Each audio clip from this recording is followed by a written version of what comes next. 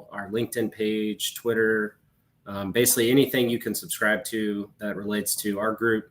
You'll be able to find it from that contact us URL and subscribe to our different channels. And let's see, we're at 5:04. I'll give everyone till 5:05, and then we'll kick things off. So maybe another 30 seconds or so.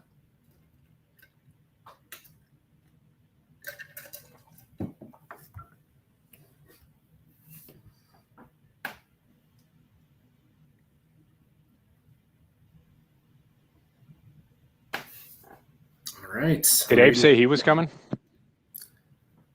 I think Abe was actually doing a podcast like just before this. Oh, that's right. Yeah, he's on Ken G. Yep. So I think he might join later. All right, let's go ahead and jump in. To associate with. Oh, sorry. What was that? He has more important people to associate with. Oh, totally. Yeah, he's too good for our group. I mean, he's just copying me. I've already done Ken G's show like a year ago, so he's kind of late to the game there. That's hilarious. Well, I'll start off with just our agenda here. I'll start with introductions, introduce anybody that's new to our group. Obviously, I like to introduce our leadership team and get to know you guys a little better. And then we'll go into a segment that we call Vet to Viz Stories. This is where we really want to hear from you guys. We would love to hear your story, whether it's coming out of the military and getting into data, or how you got into data. Doesn't have to be a military transition story, but we'd love to hear about your stories. Then I'm going to turn over to Al for our presentation, which is going to be really good. Been looking forward to this one for a while. So without further ado, this is our leadership team at the Veterans Advocacy Tableau User Group. We're a unique group. We have this Tableau User Group, but it's also a platform for our other initiative, which is the Viz for Vets Data Initiative.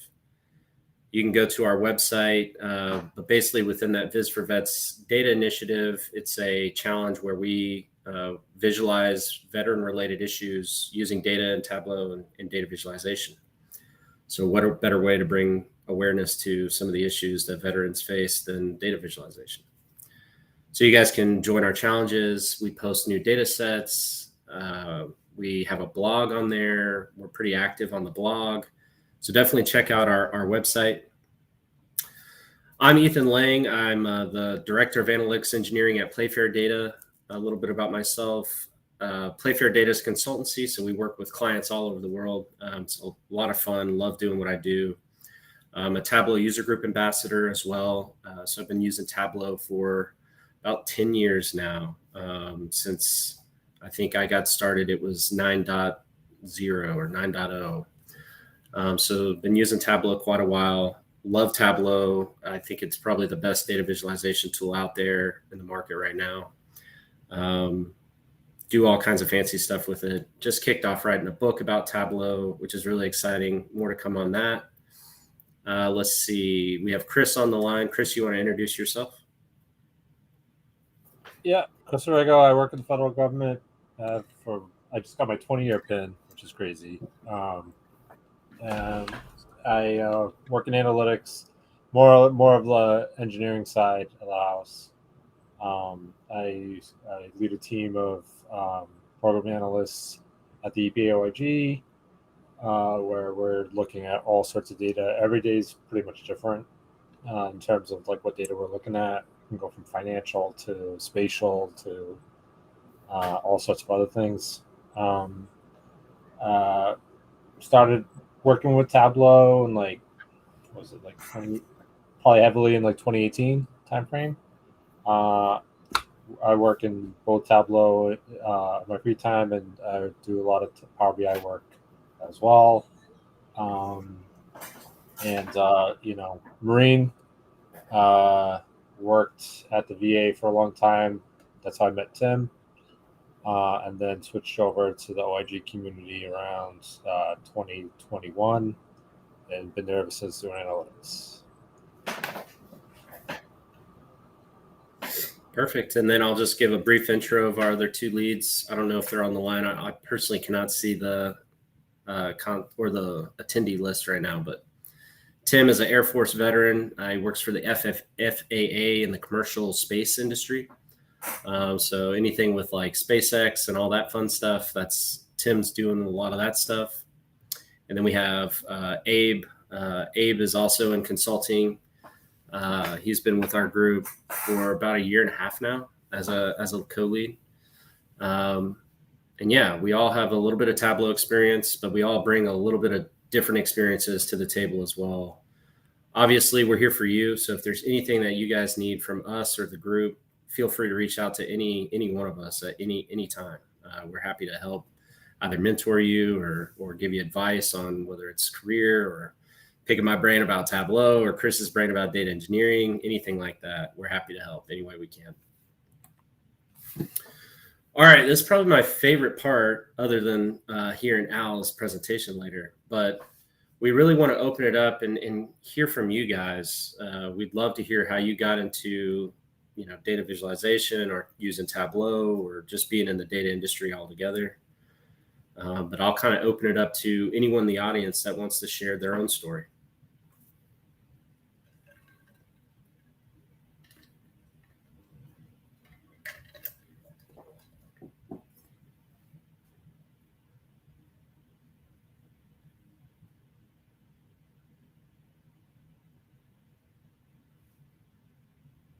Any takers?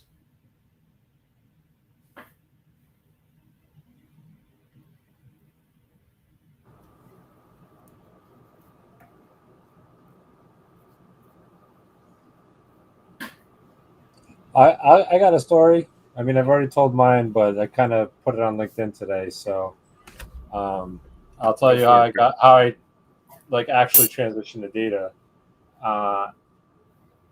Won't say when, but at some point we were having one-on-ones.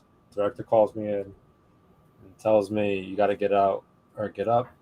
They had people that they wanted to promote into my position, and they're like, kind of need you. You can't stay. You don't have to go home, but you can't stay here. Pretty much was the talk I had. A little bit more professional than that, but yeah. So I knew I wanted to get into data. I had already done a lot of projects in data, so that's when I really kind of dug in and bet on myself. A lot of times going through this whole transition to where I'm at now, I honestly underestimated my capabilities, and that was a mistake because a lot of the stuff that you can figure it out, you just need time and practice. So much happier where I'm at now in my career. So if you're kind of on the fence or you're doubting yourself a little bit, no one learns it overnight. It takes years, and obviously some people learn it faster than others, but it doesn't mean that if you don't get something right away that you can't learn it. So just always keep your head up.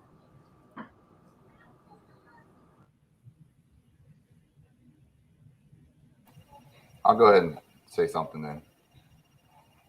So Marine background, I'm administration, but as time went along, I'm not really like the admin. I like the admin part, but I started getting more into, as I got older, into work operations, exercises, and staffing and manning. So it kind of all related into what we use as Marine Corps Total Force System.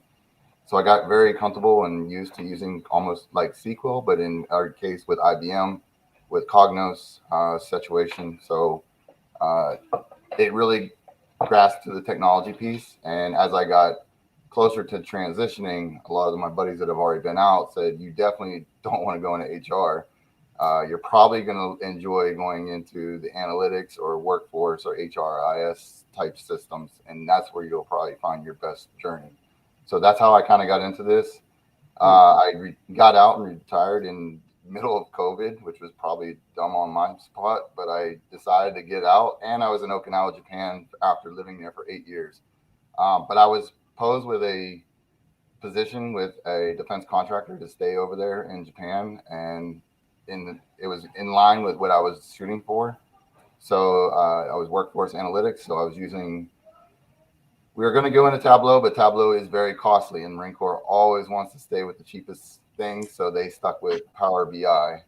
So all the stuff we learned with Tableau initially just got dropped out, and we went to Power BI, and then which kind of led me where initially to this group, but I really wasn't involved because of being overseas. It's really hard to kind of collaborate with a lot of people over here. So once I decided to leave the contracting side, come back to the States, put me in education tech, which is a completely flipped from whatever I've ever done before. I was the first, probably only veteran in that location. So that's probably been one of my challenges, is trying to go into a corporate environment, something I'm totally never been involved in. And technically I'm still even going for my degree right now. So these are all bachelor's, master's, PhD science kids that are coming straight out of college that are data engineers, everything. And here I am, this 20-year background.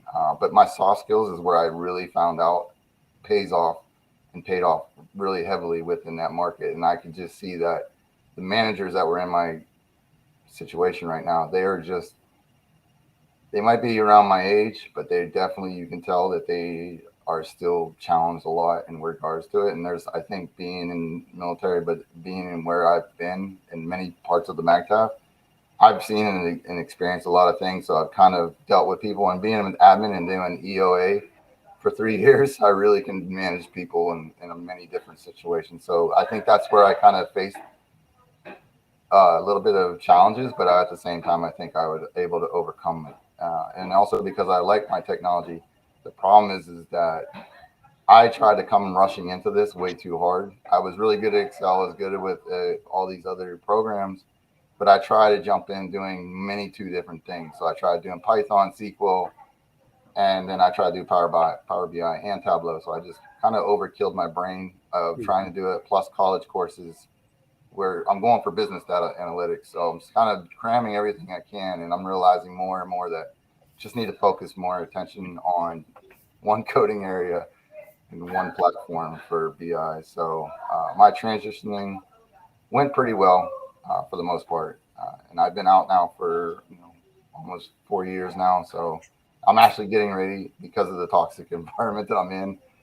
It's good to feel that I can actually have an opportunity to just walk away. And I'm now going to be I'm going back to the contract side, but now I'm actually going to be a data analyst, being a SQL Oracle database person working at the Manpower data center. So I'm kind of happy about it. I'm kind of going back into where I'm a little more comfortable, but now I'm actually going to be doing the guy that's going to be physically in the Oracle systems, looking for the data, looking for the ways to fix it. And I already had the background knowledge on how to tell them to fix it.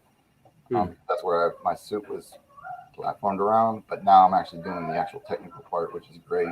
And they know I've gained so much Tableau experience from the education tech that I'm actually bringing that over here with me. So the good thing is I'll have a lot of opportunities using that data visualization. So I know my experience level is definitely still low, but I found that because of many different things that I've done in systems, because when I went to where I'm at now in education tech, with G Suite, and I was using Airtable and all these other relational data. So, but everything, having all that combined together has actually built my more confidence in my experience and allowing me to tackle some of these things a little bit more head on. So that's kind of me in a quick nutshell. Maybe not so quick, but. No, I love it. That's awesome. Yeah, it sounds like you've been through the ringer, honestly. Honestly, I would say too, like, if you ever need any advice or any help or anything, definitely feel free to use us as a resource. We'd love to reach out and help. One common theme I've heard, not only from just you right now, but from others as well, is there's so many things. Tableau is one tiny piece of the data kind of environment. You got Python and SQL and data engineering and data science and statistics and all these things. So a lot of folks kind of get overwhelmed coming into, data, especially with requirements that, the corporate world has when it comes to hiring just a data analyst. They want Python and SQL and this and this and this. So it is definitely hard to kind of break in. and it can be overwhelming. But I'm glad to hear that, the positive there is it sounds like you know what you like to do. You've worked your way and found a position that is that, and you're pursuing it. So that's probably my best advice for anyone else in that same similar situation. Yeah, to piggyback on that, I would just say like you learned a lesson that I learned too, where it's like don't try to swallow the whole pig, take bites. Um, it's just like there's too much to learn. Number one, number two, um, and I think like between jobs, especially when you change jobs, you might be comfortable in one thing, and then all of a sudden the job that you switch to, they're doing something else, right? Or you might go to a government position, and there might be restrictions on what you can install on your VM or something like that. So the main thing is be nimble.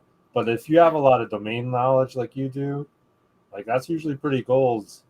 That's gold because you know how to ask the right questions. After that, it's syntax on how to get the data. It's just syntax after that. So domain knowledge, especially like when you're like people are diving into tables, like you can have the best SQL person in the world, but if they don't know what the data is, it doesn't mean anything. For sure. Got maybe time for one more if anyone wants to jump in. Sorry, I just got here, everybody. We can begin now. Oh, Abe, blessing us with your presence. Appreciate we just that. finished. Oh. Yeah, we're just wrapping things up, Abe. Oh, okay. All right, I'm going to go jiu-jitsu now then. All right. Let's go ahead and move on. Ooh, look at that to our main event. Albert is joining us here. Albert's an Alteryx customer training instructor.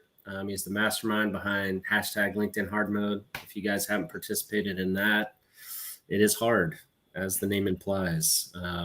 It is definitely hard. Albert might touch on that, how you guys can get involved in those kind of social media things that he's running. He's also been able to accumulate over 25,000 followers on LinkedIn using some of the skills that he'll be talking about in today's presentation to grow and extend his network and his reach. So without further ado, I'll turn it over to you. It's funny. Did anybody else get hit with the bot purge recently on LinkedIn? Like see their follower numbers go down? So I had at one point I had like 25,700 or something like that. And then everybody else was like, oh, my follower numbers went down because they were going through and they were like clearing out all the bots and the little Asian Instagram models that try to get you onto WhatsApp and all that good stuff. And so suddenly I woke up one day and I had 24,998. I was like, come on. So that day I got to break through the 25,000 plateau again, which was super exciting. Maybe just for me. I didn't make a post or anything. All right. Verify you see my screen. Perfect. Yep. Okay. Kelly, I was looking at Kelly's comment that says, yeah, I still join these. You didn't know. And I was like, wait, you like join bot groups or something? I didn't know what she was talking about. All righty.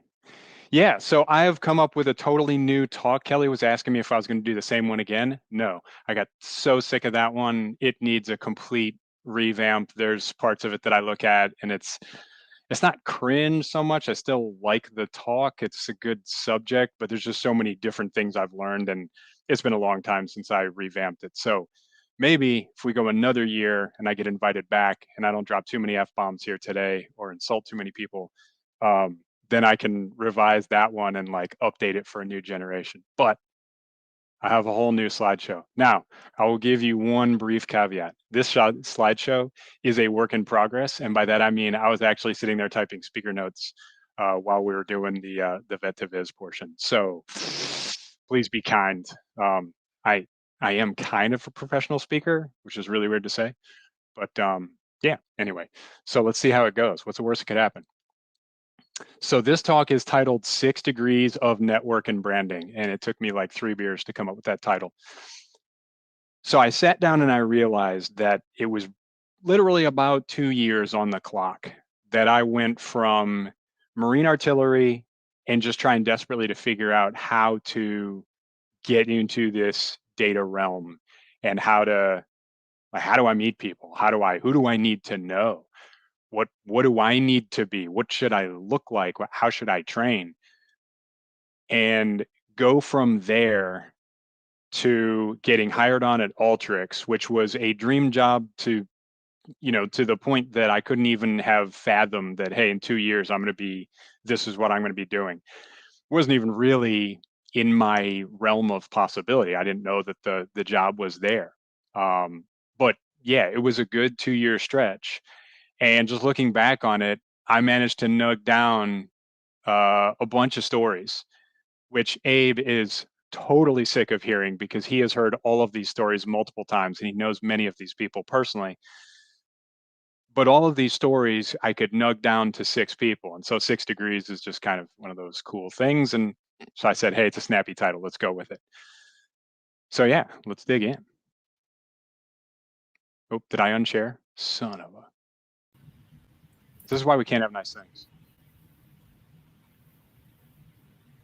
You're just building suspense, right? Just getting us ready for the next exactly. slide. Okay, now I won't share. Oh, yeah, I like minimize my screen, so it's hard to do. Okay, now I'm sharing again. Yes? Is it visible? No. Ken G There said it hi. is. I just got off the podcast with him. Ken G said what? He said hi to Albert. To me? Yes. Awesome. Yeah, I was telling them how you were just copying me going on Ken G's show, how I did it first. Yeah. Pretty much. So he probably liked you better because you do jujitsu. Okay. So I've been told that as a professional speaker, I should always lead with the value proposition. So what's in it for me? Let's state the obvious. And I did talk about this in a video recently, but if I stand up here and I tell you, do it like me, all of these steps in order, just follow these 6 steps and you're good. You'll get the same as me. I would be leading you down the primrose path for 2 reasons. Number 1, you're not me. You have strengths that I don't have. I have strengths that you don't have. You can't do certain things that I can do and vice versa. And number 2, you can't jump in a time machine, go back, make yourself a Marine officer 2 years previous and replicate those set of circumstances that I faced, just unique things. I will admit right up front that I got pretty lucky in some of these situations. You can talk about making your own luck. I definitely put myself in situations where I could be successful, and then I had the foresight or the pure dumb luck to actually pick the right path or things that would be advantageous to me. But I can't make you into me. I can't make you a clone of me, and I can't put you back into 2020 into the situation I faced. So what I can do is try and distill out the lessons that are transferable to you, to anybody, that are a little bit timeless. And I'll try and pull those out, summarize those at the end. So what this will not be, I'm not going to sit here and retell you my life story. I'm not even going to tell you the story of my data career path. There are literally hundreds of sub-stories and side quests and different things that I could have included in this and made it an hour, 2 hours, 3 hours, and we just all be, killing each other with boredom. Again, Abe has heard all of these stories. There's one good side quest that actually wound up getting my boy Abe a job. So there's plenty of things that I can talk about here. I've tried to distill this down to what can you learn from and what was actually the critical path that got me from there to here. It's not going to be a step-by-step how-to guide to a data career. It's not going to be a technical discussion. I'll say yay Alteryx once or twice through here, but this is not me recommending that you study Alteryx. It's also not a recommendation for a concrete study path. It feels like people in data often are kind of looking for these things, whether it's on a podcast or whether it's, anytime they get a Q&A or something like that, should I study Python or R? Should I do Data Camp or Data Quest? Don't care. Do what you like. So here's a brief backstory for those of you not familiar with how this particular situation set up. In August of 2020, I decided to retire from the Marine Corps. At that point, I had 14 months until my earliest eligibility because I was still paying back for the master's degree that the Marine Corps was nice enough to put me through. At the time, I was the XO of a 1,000 Marine Artillery Battalion, and I was still in the thick of that job. And oh yes, we were still in the thick of COVID. We were still missing 0 field ops going out there shooting artillery with little fuzzy masks on in the summer's heat in Camp Lejeune. Fun. So with all of that busy stuff going on and no real end in sight, I had 2 opportunities to get transition stuff done. Throughout my day, I would get little 5-minute breaks, and I had a 35-minute commute every day from Cape Carteret to the 110 CP at 5 in the morning and back again at 6 or 7 o'clock at night. So after I started going to Mike Quinn's webinars, however many times I actually attended them, I took up LinkedIn with a fury. And so LinkedIn was amazing because I could just pick up my phone, take a little break from my emails, meetings, formations, whatever I had to do, pick up my phone, answer a couple of questions, make a couple of comments, meet a couple of people, and it was great. And then the other thing I did with my drive time was I started listening to podcasts and YouTube in my car, the trusty mobile analytics unit. So this is our cast of characters, this motley crew. So these are the 6 people that took me from that point where I decided to retire and when I started looking in earnest into what can I do, and brought me all the way to where I am today, or where I arrived in January of this year when I got hired at Alteryx. So the first character we're going to meet is Mr. John David Arianson. So John David Arianson is a podcaster. He does a podcast called How to Get an Analytics Job. So as you can imagine, when I started Google searching what is data science and how do I get a job in analytics, that cleverly named podcast was one that came right up. The cool thing about him is he's right up the road from me in Greensboro, so not really right up the road, it's 4 hours away. But I started out my relationship with John David with this clunky email, basically telling the man my life story. You're only getting a small snippet right there. I went on at some great length. I will tell you, I don't recommend this tactic. This won't be one of the overarching lessons here today, but yeah, that's not the way to go. Do just the regular messages. But you can see that I went in there, and some of the lessons that I teach people on how to connect are evidence in there. I tried to find common ground with the man. I tried to create some interest. You know, there's not too many Marines retiring and getting into data analytics and saying, hey, I listened to your nerdy podcast. So John David responded to this right away, and he invited me to join a resume review project he was working on. I immediately said yes. So we met. He and his work partner revised my resume. That particular project never actually got off the ground, but it did get me onto his radar screen.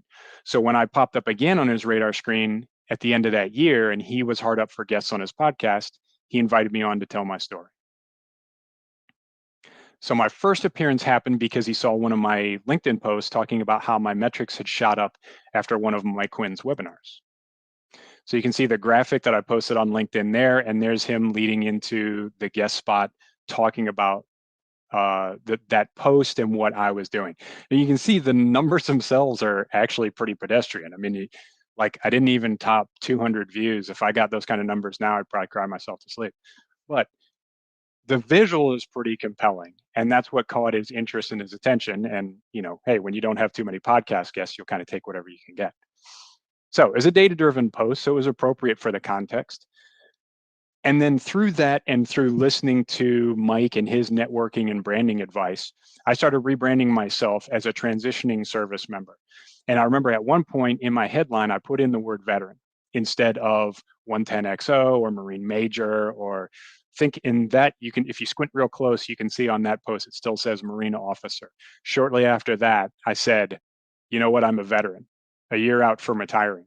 And I caught a ration of crap from some of my coworkers, but I explained to them, hey, this is a brand. I need to appear as if I'm out and I'm ready to move on with the rest of my life, even though y'all know I'm coming to work every day.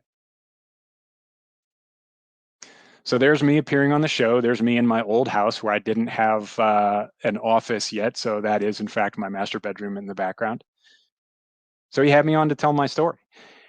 And then having the LinkedIn presence that I had, I helped to promote that video, and it did fairly well. You can see 600 views now. We probably got 200 or 300 at the time. That aired in November of 2020. In December, he sends me a message. And he says, would you like to take over the LinkedIn page for the show? You can see I thought about it for about 40 minutes, and I said yes. I think I actually was laying in bed and I asked my wife, hey, do you think this is a good idea? So I took that over, and initially it was supposed to be a 1-month project. Worked on it for quite some time. It was probably 6 or 7 months all told. So in December, he asked me to take over the show LinkedIn page. I took it over the next day. At some point within 3 months, I had 10x the follower count. Within 6 months, I had 20x the follower count. We built a community that I dubbed the super fans, of which Mr. Abe Diaz was kind of an OG founding member. And then in February of 2021, this was going so well, John David asked me to be one of the first guests for his new season in 2021. And I was teaching his students. He's actually an adjunct professor at Greensboro College. So now I'm rebranded. Before, I was transitioning guy coming out of the military looking for a job. Now he's got me on 3 months later as a LinkedIn expert teaching college students. At one point, I asked John David why the show didn't have an Instagram and a Twitter account, to which he replied, I don't know, why don't you start one? So I did. So now I started thinking, well, I'm the master of all social media for this channel. Eventually, I think the LinkedIn page now has something like 15,000 followers. I eventually got the Instagram page up to about 1,800. I was not super good at Twitter, still not, so wound up just killing that one. But I figured, hey, I'm running 3 social media channels for this thing now, and I'm translating people directly over to views on the YouTube channel, which is where he makes his money. So I rebranded myself again. So I became the Silvertone Analytics, which is a parent company name, social media manager.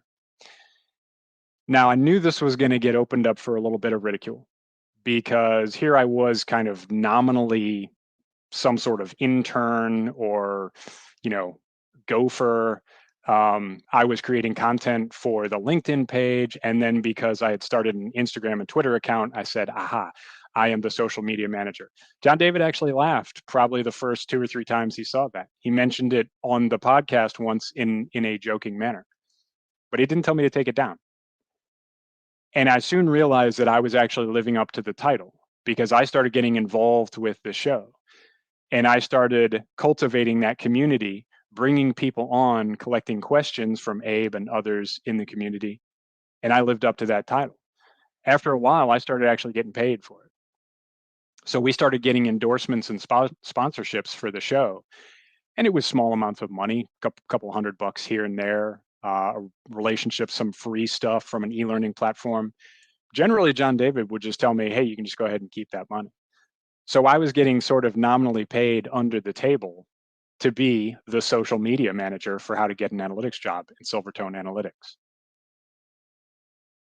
Eventually, I had to quit that job. I got to the point where I was doing a SkillBridge program with Google. I was actually having to work on transitioning out of the Marine Corps, and I just didn't have the time to devote to it. He actually got kind of dependent on me to produce the show, and so I had to sort of distance myself from it. But before I left, he actually offered me a full-time job with the title of social media manager for Silvertone Analytics. So I couldn't do it. It wasn't quite stable enough for me, and I had some other good job offers going, but I thought that was pretty funny. So that led me to a man named Ted Hallam. Now, some of you may be familiar with Ted. Ted, at the time I met him in January of 2021, he had just started a group called the Veterans in Data Science and Machine Learning, or VDSML.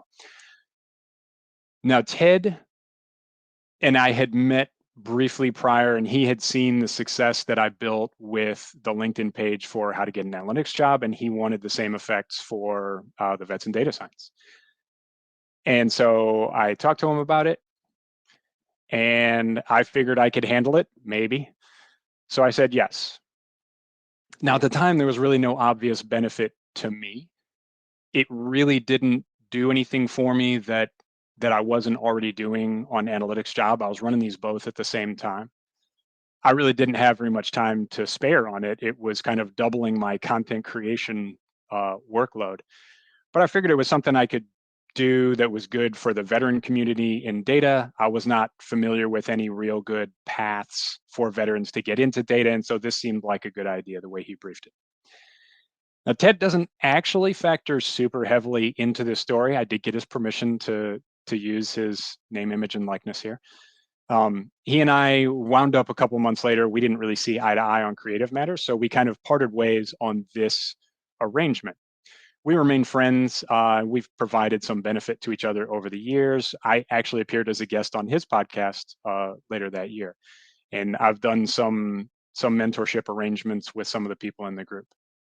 But Ted does factor into the story for one very important reason.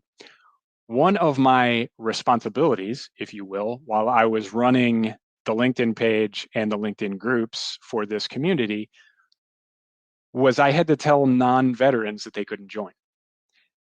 Ted was adamant that he didn't want anybody joining the groups that was not a veteran, not even military spouses. He's since softened that stance. He didn't want any guests on the podcast that were not veterans. He was absolutely strident on this point that it was to be by veterans for veterans all the way. So every couple of days, I had to gather up the requests to join the group, figure out who was and wasn't a veteran, and I had to tell the non-veterans, I'm sorry, but you can't join. And so this short-lived arrangement was how I met Andrea Freeman. Andrea at one point asked to join the Veterans in Data Science and Machine Learning. And so I had to tell her, sorry, but you can't join our club. So Andrea, not a veteran herself, was a director in a marketing analytics company called Analect. And Andrea comes from a military family. I believe one of her parents served. Her brother either is or recently was a captain in the Army. And so she and I started up a conversation shortly after this exchange. And she told me that she was trying to build a military talent pipeline into her company. So I started helping her. No real tangible benefit right up front. At this point, still February of 21, I'm still 7 months out from retirement. I didn't see much happening from it, but she seemed very eager. So I started up the conversation. So we started talking about how to get, how she could advertise a job and maybe get some veteran talent applying for that job, what organizations she could possibly subscribe to try and get veterans in the company. And so at one point, she and I got on a call, and I had very little time to devote to her. And so I gave her the only time that I had, and that was my commute home that night. So there's us arranging that call. And I remember exactly where I was when she offered me a job. I was about 2/3 of the way home, and I was turning right on 24 by Swansboro High School. And I was kind of halfway listening to her and halfway trying not to crash because I was pretty tired. And she said, well, what would be involved in getting you to come work at our company? So I said, okay, this is a totally different conversation. Now let me pull over and give you my full attention. So in what is the Django line? You had my interest, now you have my attention. Or maybe it's the other way around. Anyway, I hate butchering movie lines. So at the time, it was kind of an interesting and flattering proposition. And she tried to get me to do SkillBridge with them. At the time, I was just starting to get my house in order with SkillBridge. Analect was not at the time registered with SkillBridge. So it would have had to be me doing a lot of paperwork to sort it out. I wound up going through the Hiring Our Heroes process and getting some really cool offers from a lot of great companies, one of which was Google. And Andrea actually predicted it correctly. She said, when Google comes calling, you tend to say yes. And so predictably, I did. I went and did my SkillBridge with Google. But the cool thing about Google was I had no intent of going to work with them. I wasn't going to move to Mountain View. COVID was still raging. They were about to start bringing people back to the mothership, but I was not moving back to California. So zero pressure. I had a great time interning with Google. And then I talked to her again that following July. And she said, are you looking for another job? And I said, yes, I am. So she and I started talking. I started interviewing. And I agreed to a job with them. So when I was interviewing with Analect, I interviewed with 3 people, 2 of which are not super important to this story, but one of them was Brad Worthen. Now, Brad personally is kind of another minor character in the story. But I interviewed with him and he and I got along very well, and we kind of just, shot the breeze for a while, and it didn't even feel so much like an interview as just a friendly chat. I interviewed with another woman who's not involved. She wound up becoming my manager. And at one point, Andrea asked me which one I would work better with. I chose the woman because she seemed a little more organized, seemed a little more kind of purpose driven. And I thought, well, if I'm working for Brad, we're just going to sit there and have good old boy conversations all day. And this other person will keep me on task. Coming out of the military, I need someone who's just a little more direct with me. So Brad was not my boss. Brad was my 2-up. He was a supervisor for the lady that I worked for. But he did one massive thing for me.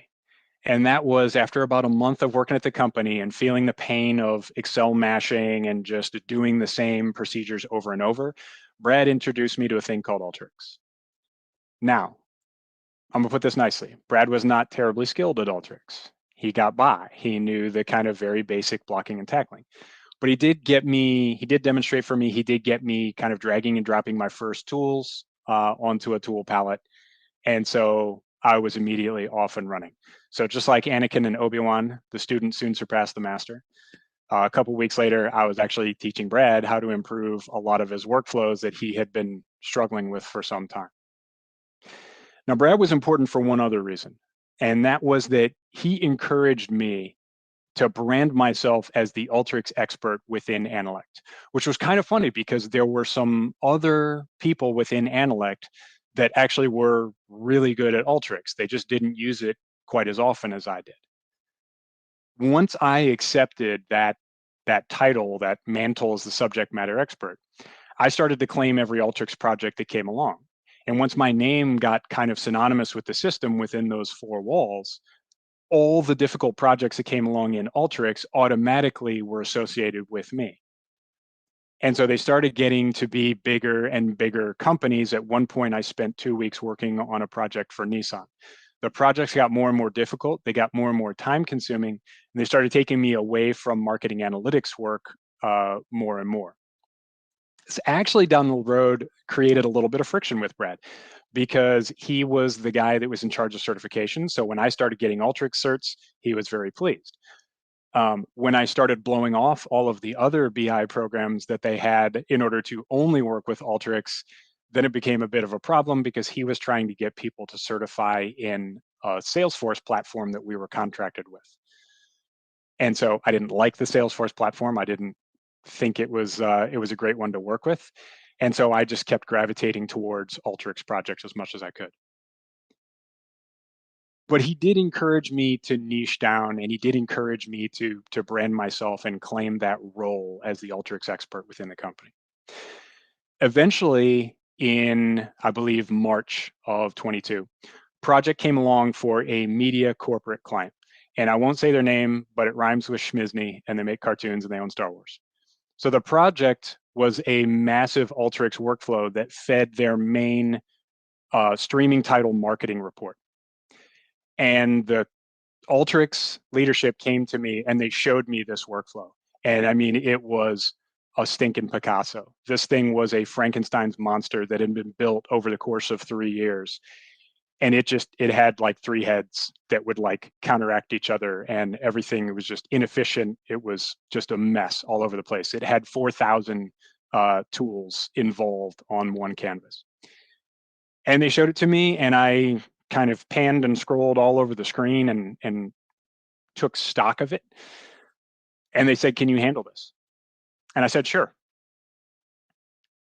Spoiler alert, I was not sure. So we sat down and started figuring out how I was going to train and take this thing over. And basically, scientific wild ass guess, we figured it was going to take up half of my total work hours to work on this one project. And as you can imagine, that is a client that does not wait for their reports or for problems. So I got many calls at odd hours of the night and morning to fix this project. But I was taking this project off the hands of a man named Wayne Kramer. Now you can see that Wayne is not big into LinkedIn. As much as I tried to get him on there, Wayne is a very well-established data scientist. He is very happy working at Analect, and so he really has no need for a digital network. He has quite a robust personal network if Analect was ever silly enough to get rid of him. Wayne also doesn't have a huge part in this particular story. He was tremendously important to me as what became a professional mentor, a technical mentor, and a career guide, because he was the first person I told when I got my next job offer. But Wayne and I got along famously, and I really considered him a mentor. And then soon I was rebranded again as not only the Alteryx expert, but the guy that was untouchable because he was working on said report. So I started working on that project, Nissan project, other big projects, almost to the exclusion of all other responsibilities, which again, over time caused no small amount of friction. Anytime I got asked if I had time for another project by my leadership, I definitely had a blank check to say, I have too much of this other work to do and give it the Heisman. So my expertise at Alteryx grew, and my expertise at those other platforms kind of stayed at a baseline, barely adequate level. So once Wayne and I started working together on the project, we got along together very well. He was super appreciative that I was eager to take it on, that I wanted to learn how to make it better, how to improve what he had created. And so I felt like I started to get what we used to call the good dude dividend. And it's just two people that get along really well and they just want to help each other out. At one point, Wayne and I trained together on this project for a couple of months. And at one point he said, hey, the Alteryx Inspire conference is coming up. We have another ticket that I usually take, but he said he wasn't interested in going again. He'd been 3 or 4 years in a row. So he asked me if I wanted to go. So I said, sure. And that's where I met Esther. So Esther and I had actually touched base in January of 2022. So once I retired, I got a little pudgy, as some of us do. I got that freshman 15 after I took off the camis and didn't have to fit into a uniform anymore. And so in January the following year, I said, okay, New Year's resolution, we're going to do something about this. So my wife and I started doing 75 hard. So if anybody's done that, good on you. We actually just started it again for the second time around. But we start doing 75 hard, and you have to do 2 workouts a day. So I can't sling steel for 2 workouts a day. I'm just not built that way anymore. So I was doing a lot of cardio. And so what that meant was I got back into podcasts. One of the podcasts I got into was Alter Everything, which is the official Alteryx podcast. The first guest that I listened to on that podcast was Esther Cohen-Bezbrodko. Now, the interview was fascinating, and I touched base with her and sought her out. You can see a much briefer and sort of more approachable message here. I didn't give her my full life story, but connected with her. The funny and somewhat ironic part of this story is we actually tried to get her as a speaker for this group. For whatever reason, the meeting didn't match up and it just never happened for us. And I know that there were some hurt feelings about that, some on my end. I figured something happened. I didn't hold it against her. She and I stayed on good terms. So I met Esther at the Inspire conference, not this past May, but the one before. So May of 22. And brief meeting, handshake, hug, something like that, said hi, chatted for a minute or two. That was it. Esther and I did not have a ton of interaction, but I knew that she followed and would sometimes comment on my LinkedIn content. So I felt like that was still kind of a warm connection with her. But we didn't really have much direct to do with each other until on December 1st of last year, I got an alert for a company that I almost worked for after I retired and still left an alert for one of their data science positions. December 1st, that alert hit that they had a position available. So I started looking at it. Just something a little more interesting, a little more technically in-depth than what I was doing with Analect. So I put in my application there. Wouldn't you know it, on December 2nd, I get this message from Esther. The very next day, she says, hey, we've got an instructor position open. Do you have any recommendations, or do you want to recommend yourself? So I told her, hey, I'm the only person I know that's qualified to do this. Let's talk. So she had me in for an interview. 2 weeks later, I had an offer in hand. So keep in mind, I had no inclination here. The other job was for a data scientist position. This is to be a software instructor. I had zero inclination prior to this to becoming an instructor. But as soon as she suggested it, the light bulb went on for me, because I had always wanted to teach in some formal manner, but had never really gotten the opportunity in the Marine Corps. So I deviated from what I thought was my career plan based on an emergent opportunity that still moved me forward. I saw a passage forward with this job. So one thing led to another, she brought me on. Now, the kind of story after the story with this is, funny thing, I first met her on January 22nd, or first reached out to her on January 22nd of 2022. It was 1 year and 1 day later was my first day working at Alteryx, January 23rd of this year. I didn't even notice that until I put the slide deck together. The not so funny part is we went through a reduction in force recently. Esther was let go. And so you want to talk about a strange situation to, I give nothing but tribute to her. She's a wonderful person.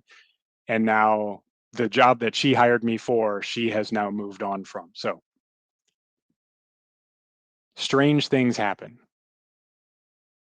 So that is how we got in 2 years from Googling what is data science, essentially, to getting hired on at I don't want to call it big tech, but it's a big-ish tech company.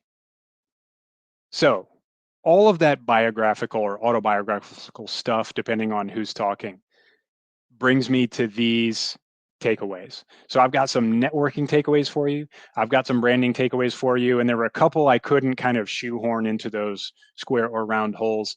So I brought those off and I called them career strategy. I think it works pretty well. Keep in mind, still a work in progress. My networking takeaways are this. ABN, always be networking.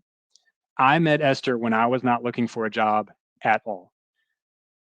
I met Andrea when I was really not looking to connect specifically with people in any field. And at the time, if you go back and look at that post, I still consider myself a supply chain analyst.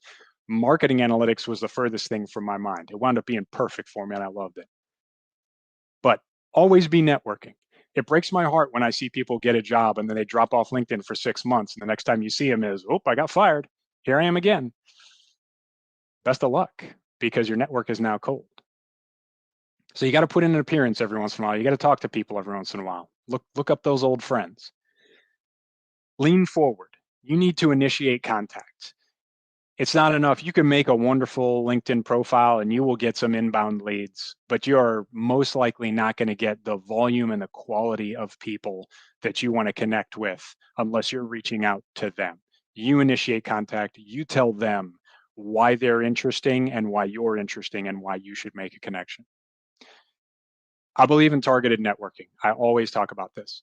Now, you don't want to be a sniper going for one shot, one kill, nor do you want to be a stormtrooper where you just spraying your efforts everywhere and being a LinkedIn open networker.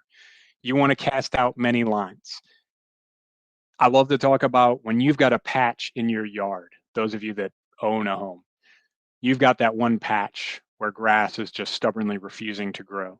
And somehow you sit there and you, with your Mark I calibrated eyeball, you figure out, hey, I need 1,000 blades of grass to cover this patch. Exactly 1,000. Are you going to count out 1,000 grass seeds and carefully place them in strategic locations in order to grow those 1,000 blades of grass? Hell no. You're probably going to put down 10,000 at a minimum, saturate the area, and hedge your bets. So, not a sniper, not a stormtrooper, but you do need to get out there with volume. Don't ever fall in love with one contact, especially if they're not somebody that's particularly active and communicative, or if they're like multiple levels above you in the sort of data hierarchy. You want to target people that are a little bit ahead of you in the game. And so that's the target networking. You need to bring in some marketing principles there and figure out what is your archetype? Who are you looking for? The number 4 is you want to engage them on their terms. When I went and I sought out John David, when I went and I sought out Esther, I went and found content and things that they had done that they cared about. And I engaged them specifically on those things. Hey, I love this about your podcast. This guest was great. I really enjoyed when you talked about this. Have you ever considered something else? If you can show interest in what they're doing, if you can make suggestions for them to improve, politely, of course, you can engage them on their terms. You go to where their heart is, who may not be on LinkedIn. Do they have a blog? Do they have a website? So that's getting them where they are. All of these things add up to the principle that I usually tell people with connecting, that I like to sum it up by saying PEH. You want to be polite, you want to be engaging, and you want to be humble. You're the one asking for something. So always be humble and always remember that you're the one asking for a favor. They didn't come to you. You always want to be polite and you always want to be engaging because you want to tell them, hey, here's why I'm interested in you. Here's why you should be interested in me. And here's how we can benefit each other. Don't hit them with a pitch though. Number 5 is that good dude dividend. Okay. That's just the term we used to use. It's a gender neutral concept. It can be good dudette, whatever term you want to use, but it's just being a good person, putting good stuff out there. Nowadays, people like to call it manifesting. Okay. That's fine. Maybe they call it the golden rule. As a man soweth, so shall he reap. So if you're out there just doing good things for people and being a good citizen and helping them out where you can, good things are going to come back to you. I helped Andrea Freeman having no idea that that was going to benefit me. I helped Ted Hallam having no idea how that was going to benefit me. And really my relationship with him in the short term was not a benefit. It was a source of stress because we couldn't get along. Eventually we became good friends. And then, like I said, through that, I met Andrea. But do good things just because you've got the time and the energy and it's just the right thing to do. And then don't burn bridges. There were definitely some hurt feelings when we couldn't make it work and we couldn't connect the dots with Esther to get her to speak here with the group. I'm still hopeful that maybe we can work that out someday. She's got job hunting things to work on right now. But I didn't come back at her. I didn't I didn't block her, anything like that. I figured she probably had her reasons. Turns out I never really got a chance to ask her why we never managed to get that speaker gig worked out. But I remained on good terms with her, and that paid dividends for me down the road. Like I said, Ted and I didn't see eye to eye, but I remained friendly with him, and we were actually beneficial connections for each other in the end game. And then branding takeaways. I didn't have time to add any clever pictures for this one, so you just have to go with the words. So I'm a big fan of Claim the Title, and this was something that I launched into early on. You see in that first post, I had a clever headline that said the once and future data analyst. Mike Quinn still calls me that to this day. I went with that for a long time. Now it's the Marine that smiles at spreadsheets because I came up with that in an elevator pitch once and it got a laugh. So just funny, interesting things, but claim that title. I tell students, call yourself a data analyst. Don't call yourself a student. Don't call yourself prospective or aspiring or any of these other kind of half-measure words that we like to use to minimize ourselves. Call yourself what you want to be. If it doesn't require a certificate, launch into it. So now I do the hashtag major data thing. Works for me. Number 2 is niche down. This took me a long time to get to this. Play to your strengths. Not everything worth doing is worth doing well. Sometimes you got to be just adequate. There's only so many hours in the day. And I will tell you that I had nowhere near the energy, focus, or time required to get the certification that I did at Alteryx to also do those same certifications in Datorama. And I tried one, failed the test. And I found out I just didn't have the bandwidth for it.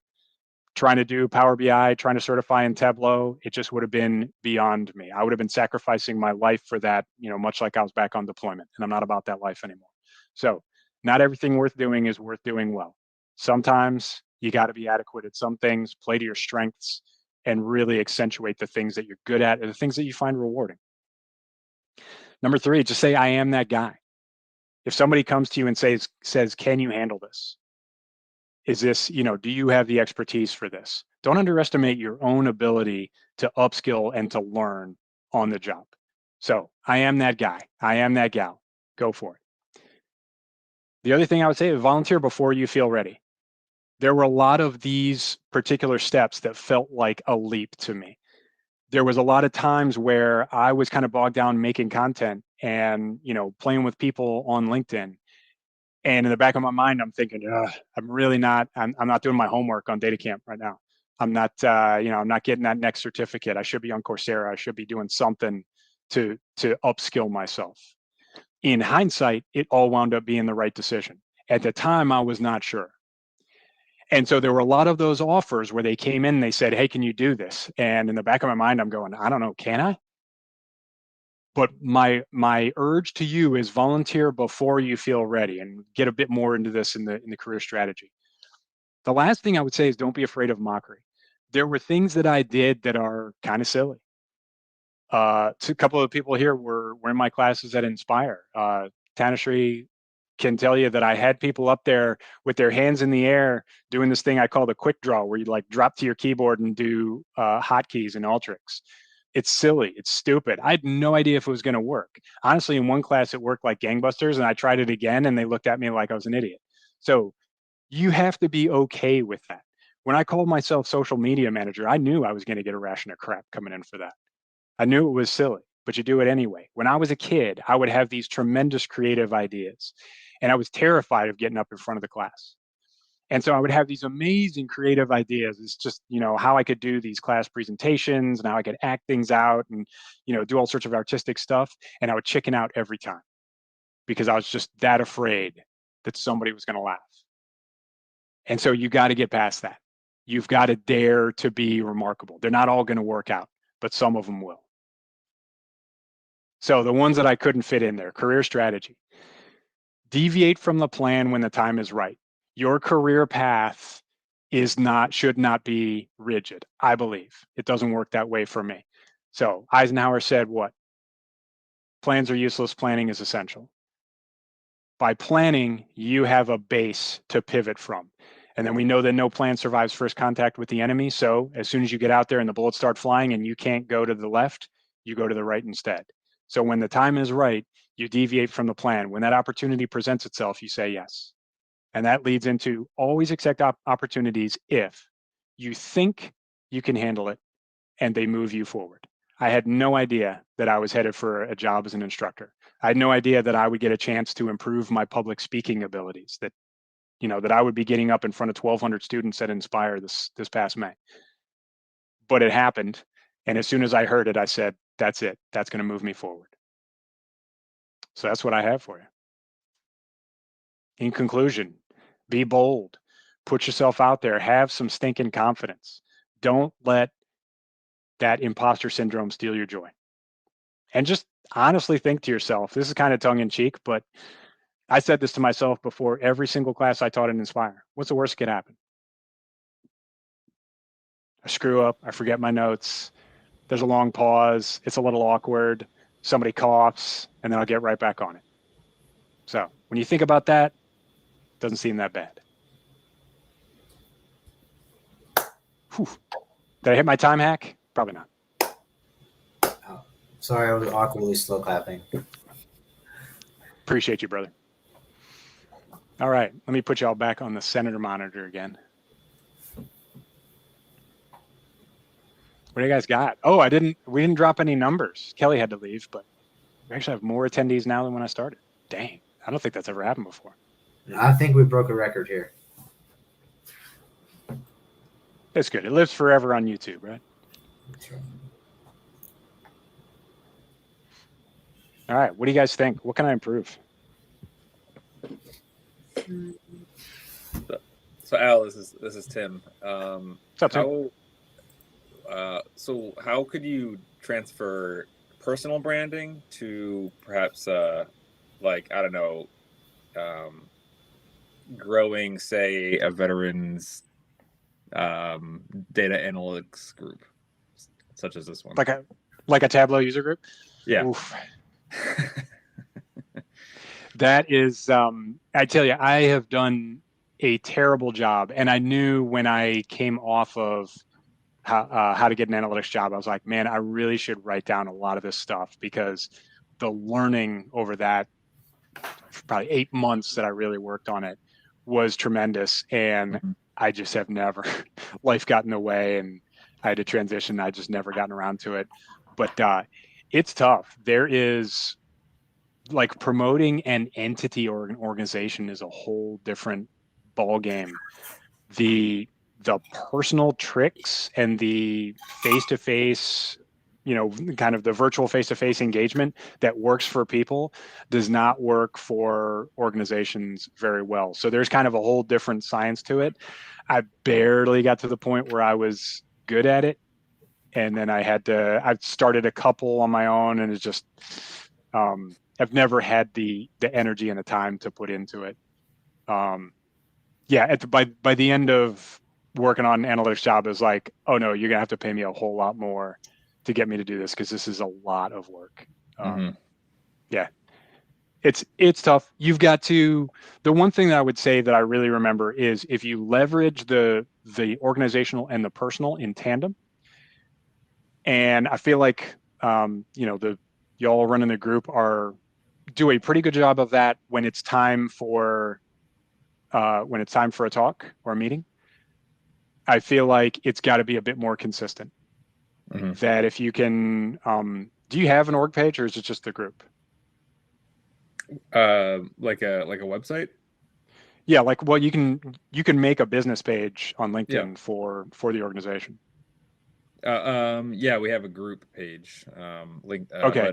But I guess we were actually going back and forth on whether to grow that out or what the use of it really is. And things like that. So groups are super tough on LinkedIn. They always talk about they're going to do more with them. It never really happens. So I would say, like, making an organizational page, there's a lot you can do with that. You can create different kinds of content with that. And you can comment as the group on relevant stuff. So, but I would say, if one or several of you are willing to put in some more time and more consistent time kind of throughout the month, just a couple of days a week, to put out content, make an organizational page, put out content from it, interact with it as the admins. And then, people will not interact with an organizational page by and large, but they will interact with you if you're on there.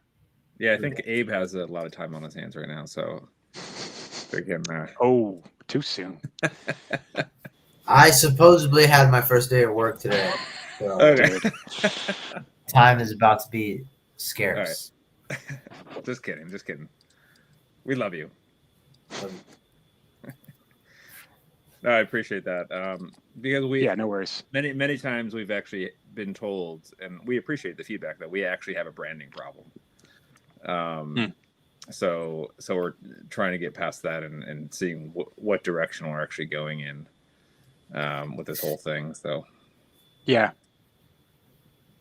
but it'd be interesting to kind of brainstorm some ideas. Are you locked into the name? The name is a little clunky, I thought, but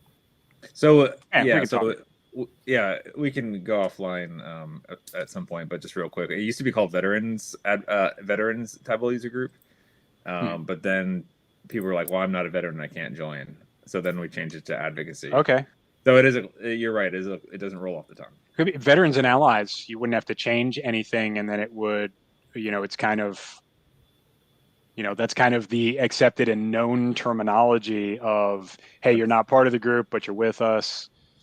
It's a really good. It's an idea. Where were you before? And who doesn't love the Allies implication with the military? So no, that's actually a really great idea. Yeah. Now we have all these coins with Advocacy on it. I'll still take one. Okay. Yeah. All right. Thanks. I appreciate it. Yeah. No worries. Anyone else have any questions?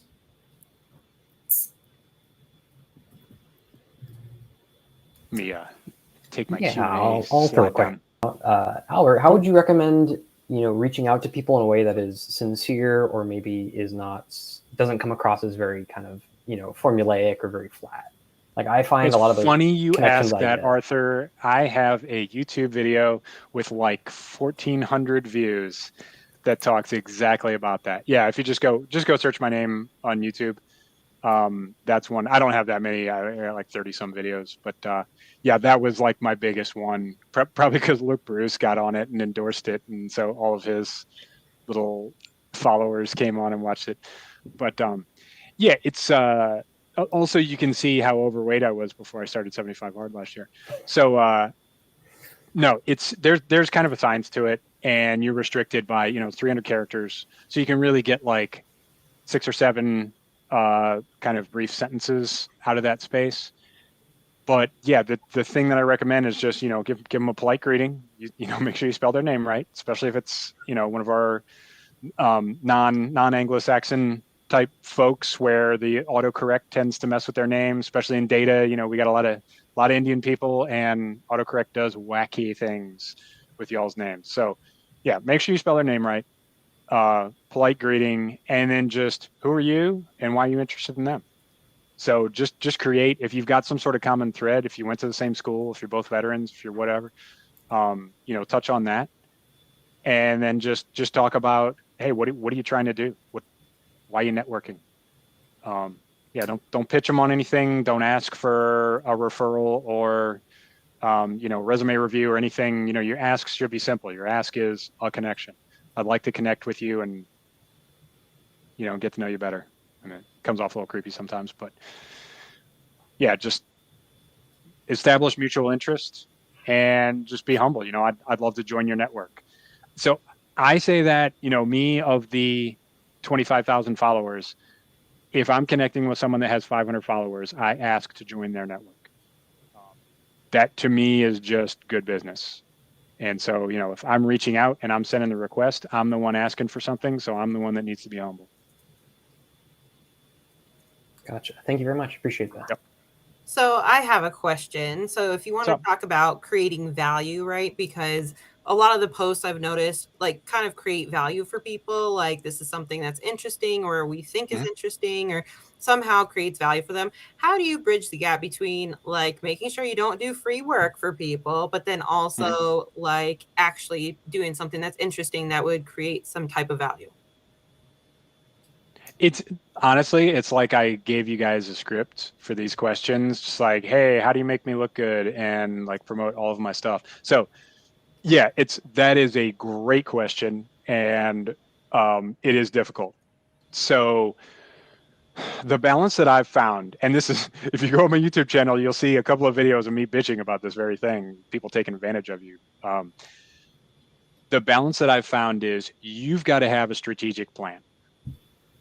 Where are you going? Like, first of all, how much time do you have to offer?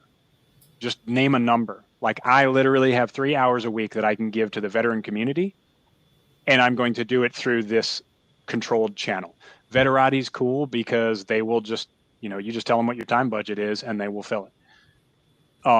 The one thing I don't like about Veterati is they do phone calls, and I want to video chat with people. I want to at least see their faces. So I find myself making appointments with Veterati and then canceling them and just connecting with the person on LinkedIn and doing a video chat. But find some way to budget the time that you are willing to give away for free. And then if you're building towards some sort of profit-seeking venture, as I am with the resume reviews that I'm doing right now, just know, like, set a limit on it. Like, how many am I going to do to build skills? How many am I going to do to kind of get a client base and get recommendations, get people to review me? So if you're doing something free that you eventually want to make money off of it, just quantify that. What are you doing for yourself? What are you doing for a project? What are you doing to build something tangible that's eventually going to make you money? But yeah, if it's just something that you want to help the vet community, absolutely get that. You can go on Calendly and you can kind of govern that and only give certain time slots. You can go on Veterati if you register on there and just say, hey, I'll give 10 hours a month. No more than 3 per week or whatever. And they'll just kind of parse that out for you and you tell them what your time slots are. But yeah, you gotta, don't give your stuff away for free to people that are going to take advantage of you. And once you find someone that's going to like take your free offering, your free content and whatever, and run with it and not reciprocate, not do anything for you, just get rid of them. Thank you. Appreciate it. Yeah. But I mean, content's kind of, that's just, you turn the spigot on and it just keeps going. It's, you know, you're never going to get, unless you go over to like a monetized platform, you're never going to get paid for your content on LinkedIn. No, I was just trying to find the right, like, what is enough of a carrot to make them interested in what I have to say. Because for me, it was like this, just my line of questioning is more of like personal branding and just getting noticed by employers and things like that. So, okay. Yeah. Yeah, that's tough. I mean, I've gone back and forth, you know, talked about portfolios a little bit lately where you got all these kind of profit-seeking thought leaders out there that have these little armies of followers and people paying for their training program, and they've all got the exact same data portfolio. And, you know, like I noticed it within, you know, I clicked through a couple of people that had all gone through the same program and their portfolios were not identical, but so close, like functionally they were identical. They were just in, you know, picture, they were different. You know, this one's about Super Mario Brothers and this one's about The Legend of Zelda, you know, like variations like that. And so just going through those, it was like, holy crap, like this took me ones of minutes to figure out. Would it really take a hiring manager much longer to just, you know, if they even look at your data portfolio, which is a big if, like when they look at it and they say, really, like you sorted some columns in Excel? What's like, what am I supposed to get excited about here? Oh, you did a SQL query that was like, you know, 5-10 lines. Like what's getting the pulse going here? And then you see that again and again and again. It's like, okay, well, somebody's just selling this to people as the golden ticket. So I have my doubts. I've seen a couple of platforms where it doesn't seem like anybody's getting hired coming off of them. So yeah, I would say just if anybody, I don't think anybody here is signing on to such things, but yeah, if you do, just do your homework and make sure you're getting reviews and you're checking those people's LinkedIn profiles and they've actually got jobs and data.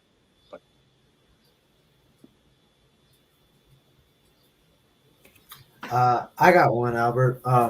Do you know? So always be networking, as they say, or as you say. Yes. So I'm like Troy Polamalu. I'm never not networking. Yes.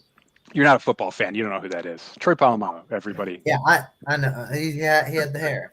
Oh, okay. Gotcha. Yeah, Yeah, you know him from the shampoo commercials, so, youngster. So let's say you do all this networking, you get your job, you start this new job. So how do you balance still networking, still being relevant on LinkedIn, and then kind of going through, I just started this new job, onboarding and all that. Like, how do you still stay relevant on LinkedIn and not kind of let it go once you start a new job? Because you don't want to, you know, be coming up on LinkedIn a year later when you got fired. Yeah. Job. So I will just double back to when I said not everything worth doing is worth doing well. I put many posts out on LinkedIn that are low effort, low yield posts. So, and I post every day with certain exceptions. You don't have to do that. That's not necessary to stay relevant, stay in contact with your network. You can live in the DMs, you can live in comments, you can post once or twice a week and you're fine. It's just, you know, it's kind of how I express myself. It's, you know, it's a thing that I enjoy doing. And so now it's kind of like, well, on a certain level, I'm doing it because it's fun. But yeah, that's not absolutely necessary. But there are definitely days that I go in and I look at my schedule. I'm like, man, I'm slammed today. And it's, you know, let me watch Alex Freeberg's latest video, link to it, and then just talk about what I liked about it. There's a post. Like that didn't take long. I was probably going to watch his video anyway. So, you know, would it take me 5 minutes to write up my review of it? And sometimes those actually hit pretty well, but it's not likely to be something that's going to spur so much in-depth engagement that you've got to sit there for hours later, like answering comments. If you go out and you earn a certificate and maybe you don't post it the very next day, that next Monday and your schedule's full, it's like, hey, look at my certificate. And then that's your post. Those hit. So, or you can just do like you can recycle content. You can do like the, hey, I remember when, and it's a picture of you in your recruiter uniform, and some mom came up to me at a high school job fair and called me a baby killer, and all sorts of fun stuff. We've all got those fun stories. Yeah, I'll try to forget those. Yeah, I know you do. But yeah, just there's low effort content, and that's usually how I think of it. It's like, I've got a full day, I don't have time to spend on LinkedIn today. We'll put out something that's a little low effort, still value added. I don't generally do like memes for memes sake and just be like, look at my funny.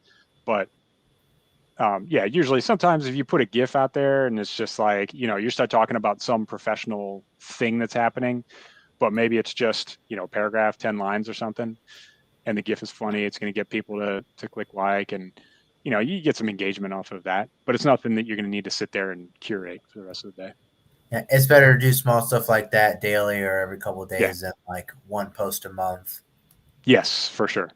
Yeah. Or just going cold and only circling back when you need something. Like, people see right through that. Gotcha. All right. Any other questions? I'm going to go ahead and take the screen.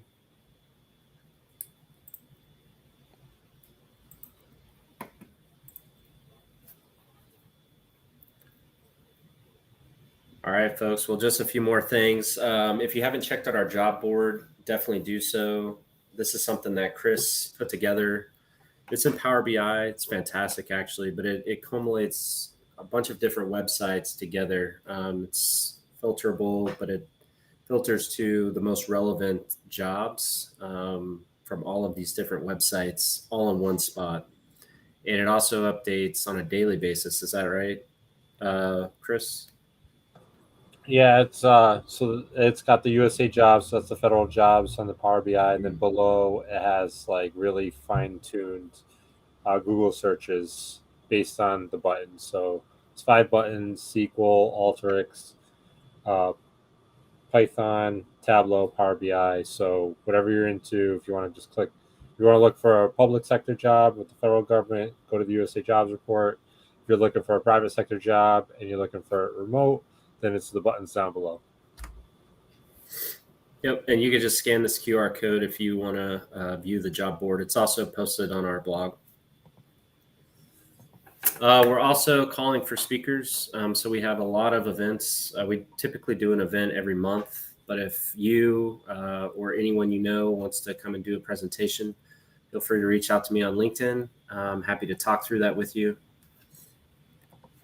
And that's about it. Al, really appreciate it, man. That presentation was fantastic. Thank you. I saw everyone taking notes, and yeah, it was awesome. Cool. Appreciate Love it. coming and doing it. Yeah, glad to do it, man. Awesome. Thank you.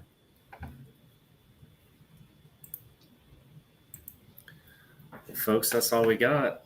Appreciate it. Feel free to network, or if anyone else has any other questions, happy to answer them.